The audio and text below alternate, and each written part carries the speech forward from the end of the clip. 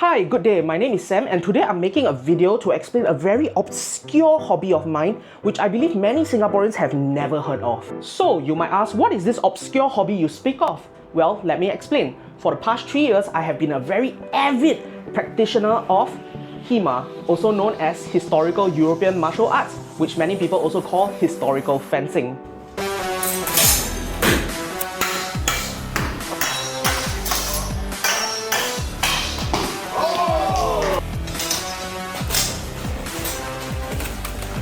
Alright, pause. I know what's going through your mind right now. Hold on, you said fencing, right? That doesn't look like the fencing I know. I've watched the Olympics. Athletes dressed in sleek white jackets, wearing safety masks, and doing the sport with grace and elegance. Just like this.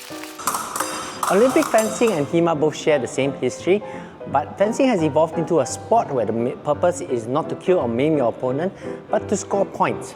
Thus, the equipment has evolved to become very different. So you can see here's a modern Olympic épée that has evolved to become a safe sport equipment. Okay? And this is a historical blunted replica which is designed to replicate a real weapon of war. Alright, so since this isn't a fencing I'm referring to, where else can we find out more? Our next stop, Bastian HEMA, a club dedicated to the study and practice of 15th to 16th century German fighting techniques. Down here, they are fully equipped with various historical German manuals known as treatises and a lot of equipment for hands-on practice. HEMA is historical European martial arts essentially, and it's the reconstruction and application of treatises throughout time. Yeah, so we have a bunch of treatises, right? Across the whole HEMA sphere, there's German, there's Italian.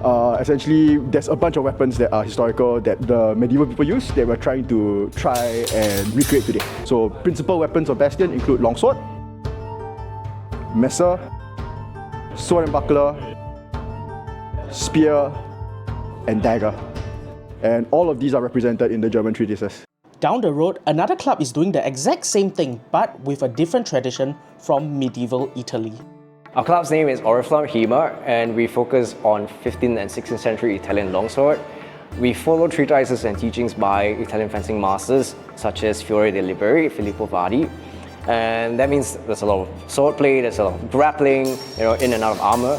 And some of the techniques that we can recreate are Ligadura della Spada, Foro della Spada, Colpo del Villano, and this is the pommel strike. The average sword weighs maybe about 1.1 to 1.6 kilograms. We don't train with sharp swords, otherwise you run out of training partners very fast. We train with blunt steel, we train with nylon swords. We also have a lot of padded jackets, a lot of fencing masks, and very hard plated protection. So we can train safely, we can train at speed and higher intensities, right? But we don't want to hurt our training partners. Okay, so we're going to keep training very safe, very fun for everyone. However, HEMA is not just an academic study into the old fighting manuscripts. There is a very martial aspect to this as well. I think that sparring is an important part of HEMA as it teaches us the dynamics of fighting.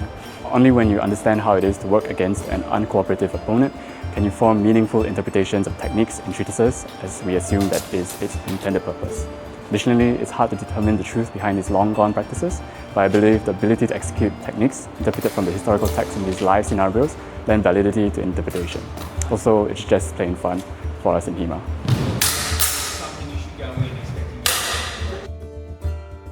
So that's the end of my video. I hope you enjoyed it. I hope you get some insight into HEMA and what it is.